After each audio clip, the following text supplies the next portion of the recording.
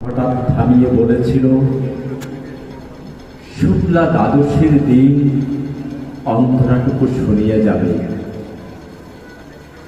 তারপর কত চন্দ্রভোগ অমাবস্যা চলে গেল, সেই পৌষ্টমী আর এলো না।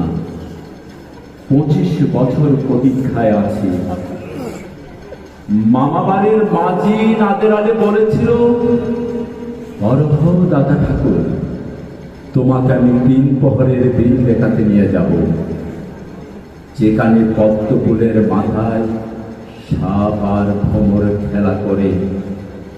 নাদের আলী, আমি আর কত বড় হব যখন আমার মাথা ছাদ পুড়ে আকাশে স্পর্শ করবে, তারপর তুমি আমায় 3 প্রহরের বিল দেখাবে।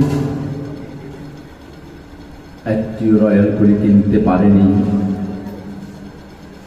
লাঠি লজেন্স দেখিয়ে দেখিয়ে চটিশে লস্করের বাড়ির ছেলেরা ভিখারীদের মতন চৌধুরীদের গেটে দাঁড়িয়ে